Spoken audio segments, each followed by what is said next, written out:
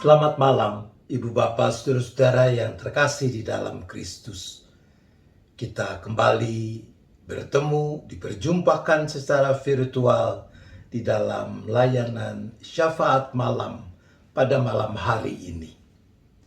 Hidup kepala botak, begitu judul cerita singkat yang menjadi bahan refleksi kita malam hari ini. Sindu adalah seorang gadis kecil berumur sekitar 9 tahun. Ia manis dan cerdas. Ia anak satu-satunya dari pasangan suami istri muda asal India. Ini cerita sang ayah. Saat itu aku sedang membaca koran. Istriku dari ruang makan berkata kepadaku, "Berapa lama lagi kamu baca koran itu? Tolong kemari sebentar dan bantu anak kesayanganmu ini untuk makan." Aku meletakkan koran itu dan beranjak ke ruang makan. Aku melihat Sindu tampak ketakutan. Air matanya mengalir. Di depannya ada mangkuk berisi curd rice, nasi yogurt, nasi susu asam, itu nasi khas India. Sindu sangat tidak suka makan curd rice. Tapi neneknya dan ibunya sangat percaya bahwa curd rice sangat baik bagi kesehatan. Dan karena itu mereka memaksa Sindu untuk memakannya. Aku mengambil mangkuk itu dan berkata, "Sindu sayang, demi ayah, maukah kau makan beberapa sendok curd rice ini? Kalau tidak, ibumu akan terus marah dan ayah juga akan kena marah." Tangis Sindu mulai mereda. Ia menghapus air mata di pipinya sambil berkata, "Ayah, aku akan makan curd rice ini. Bukan cuma beberapa sendok, aku akan menghabiskannya. Tapi aku punya permintaan. Kalau aku menghabiskannya, apakah ayah berjanji untuk memenuhi satu permintaanku?"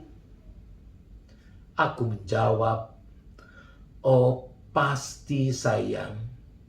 Sindu menegaskan, "Betul ya ayah?" "Iya, pasti ayah kabulkan," ujarku sambil menggenggam tangan Sindu dengan lembut untuk menguatkan janjiku. Sindu juga mendesak ibunya untuk berjanji. Istriku menepuk tangan Sindu sambil berkata tanpa emosi, "Ya, ibu janji." Aku sedikit khawatir dan berkata, "Nak, jangan minta barang yang mahal ya. Uang ayah saat ini terbatas." Sambil tersenyum, Sindu menjawab, "Jangan khawatir ayah. Sindu tidak meminta sesuatu yang mahal kok." Kemudian dengan pelan-pelan dan dengan wajah yang kelihatan sangat menderita, ia mulai menyuapkan nasi susu asam itu ke dalam mulutnya. Dalam hatiku, aku marah pada ibuku dan istriku yang memaksa Sindu untuk makan sesuatu yang tidak disukainya. Setelah melewati penderitaan menghabiskan curd rice itu, Sindu mendekatiku. Semua mata memandang dia dan ingin mendengar apa yang diminta Sindu. Dengan tatapan penuh harap, Sindu berkata, "Ayah, hari Minggu besok aku minta digunduli. Kami semua terkejut mendengarnya. Istriku spontan berkata, "Permintaan gila, anak perempuan dibotaki, tidak mungkin." Ibuku juga menggerutu bahwa hal seperti itu tidak boleh terjadi dalam keluarga kami. Dia bilang, "Sindu terlalu banyak nonton TV. Acara TV itu sudah merusak kebudayaan kita." Aku mencoba membujuk. "Sindu, mintalah sesuatu yang lain. Kami semua akan sedih melihatmu botak." Tapi Sindu berkeras dengan pilihannya. "Cuma itu yang aku inginkan, Ayah, bukan yang lain." Aku memohon pada Sindu, "Tolonglah, Nak, kenapa kamu tidak mencoba untuk mengerti perasaan kami?" Sambil menangis, Sindu berkata, "Ayah sudah melihat bagaimana menderitanya aku menghabiskan nasi susu asam itu. Ayah sudah berjanji akan memenuhi permintaanku. Kenapa Ayah sekarang mau ingkar janji? Bukankah Ayah yang mengajarkanku bahwa kita harus memenuhi janji kita?" Akhirnya, aku memutuskan untuk memenuhi janjiku. "Baik, Ayah, penuhi permintaanmu." "Apakah kau gila?" serentak ibu dan istriku berkata. "Tidak," sautku. "Kalau kita menjilat ludah kita sendiri, bagaimana Sindu bisa belajar menghargai dirinya sendiri?" "Sindu, permintaanmu kami penuhi." Dengan kepala botak, Sindu nampak bundar, tapi tetap manis dengan matanya yang indah itu. Hari Senin aku mengantarnya ke sekolah. Aku melihatnya tersenyum dan melambaikan tangan kepadaku. Tiba-tiba, seorang anak laki-laki keluar melompat dari sebuah mobil sambil berteriak, "Sindu, tunggu aku." Yang mengejutkanku, ternyata anak lelaki itu kepalanya juga botak. Aku melihat dua orang anak berkepala botak bergandeng tangan memasuki sekolah. Sekilas, aku berpikir, mungkin kepala botak menjadi model anak-anak zaman sekarang. Seorang perempuan turun dari mobil itu menghampiriku. Ia berkata, "Anda beruntung punya anak seperti Sindu. Dia benar-benar hebat." Anak laki-laki yang berjalan bersama dia namanya Haris, anak saya. Haris menderita leukemia. Perempuan itu berhenti berbicara sejenak. Air matanya mulai meleleh di pipinya. Bulan lalu, Haris tidak masuk sekolah. Karena kemoterapi, kepalanya menjadi botak. Ia tidak mau ke sekolah karena takut diejek oleh teman-temannya. Minggu lalu, Sindu datang ke rumah kami yang berdekatan dengan rumah Anda. Ia berjanji kepada Haris bahwa ia akan menemani Haris mengatasi ejekan yang mungkin terjadi. Hanya saya betul-betul tidak menyangka bahwa Sindu mau mengorbankan rambutnya yang indah untuk Haris anakku. Anda dan istri Anda sungguh diberkati Tuhan. mempunyai anak yang berhati mulia seperti Sindu. Aku berdiri terpaku, lidahku terasa keluh, tak sanggup mengucap kata. Tak terasa air mataku meleleh. Dalam hati aku berkata, malaikat kecilku, tolong aku, ajari aku arti kasih.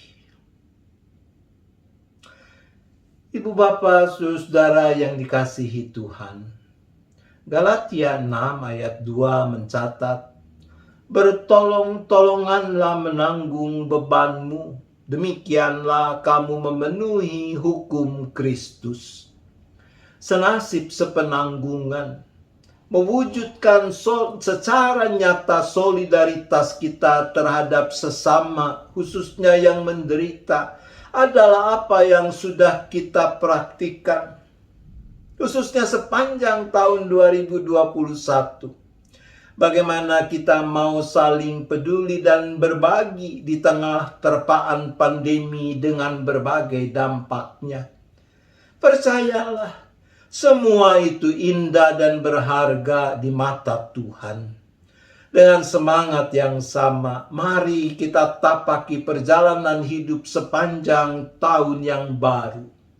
Apapun yang terjadi, selagi kita mau tetap hidup di dalam Kristus dan mau bertolong-tolongan menanggung beban hidup, merawat prinsip senasib sepenanggungan, seberapa berat pun beban hidup akan menjadi lebih ringan karena ada tangan Tuhan yang menopang dan tangan sahabat-sahabat yang menyokong. Selamat mengakhiri tahun 2021 dengan penuh syukur. Selamat memasuki tahun 2022 dengan penuh sukacita dalam pengharapan. Tuhan menolong kita. Amin. Mari kita berdoa. Bapa di sorga, ketika kami bercermin pada kebenaran firman-Mu, kami mohon pengampunan-Mu ya Bapa. Kalau di sana sini kami terlalu sibuk dengan diri kami sendiri dan kurang peduli pada sesama yang menderita, Tuhan kasihanilah kami.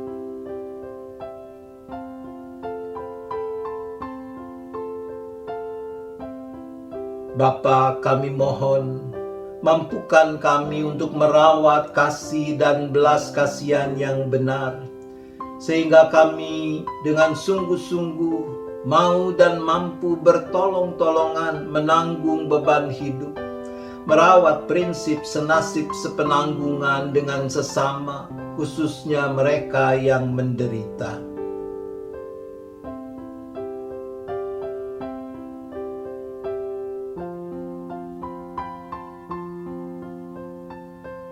Ya Bapa, kami berdoa bagi setiap kami, para jemaat, simpatisan, dan keluarga masing-masing, dengan berbagai pergumulan yang sedang dihadapi. Mampukan setiap kami untuk tetap bersyukur atas kehadiran dan karya Tuhan pada waktu-waktu yang lalu, sehingga setiap kami tetap mampu, tetap merawat iman, pengharapan di tengah pergumulan yang sedang dihadapi, bahkan dikuatkan untuk melanjutkan perjalanan hidup di masa depan.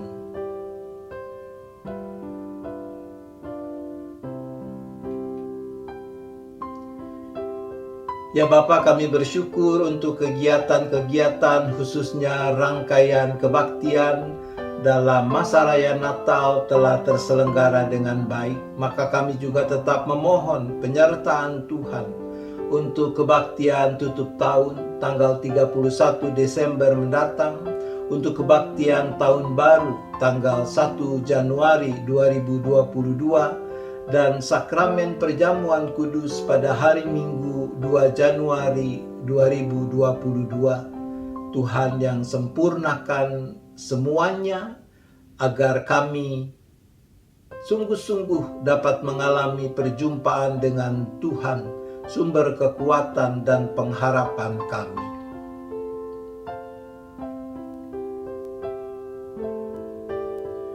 Ya Bapa, kami juga berdoa terus bagi bangsa dan negara kami, bagi upaya-upaya pemerintah mengatasi pandemi dengan berbagai dampaknya, tapi juga bagi disiplin masyarakat di dalam menaati protokol kesehatan ketika beraktivitas, terutama di masa libur akhir tahun dan tahun baru ini.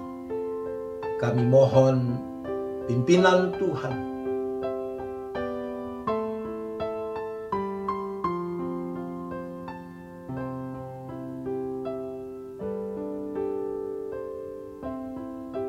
sebentar kami akan beristirahat. Kami serahkan lagi seluruh keberadaan kami seisi keluarga masing-masing, baik yang ada bersama kami maupun yang ada di tempat lain. Kiranya tangan kasih Tuhan yang penuh kuat kuasa yang memeliharakan kami, menjauhkan kami dari segala mara bahaya malapetaka. Kami boleh istirahat dengan cukup, tidur dengan nyenyak, dan besok memasuki hari baru dengan penuh syukur, dengan penuh sukacita. Terima kasih Bapa, kami bersyafaat hanya di dalam nama Tuhan Yesus Kristus. Amin. Selamat malam Ibu Bapak Saudara, selamat beristirahat. Tuhan tetap beserta kita.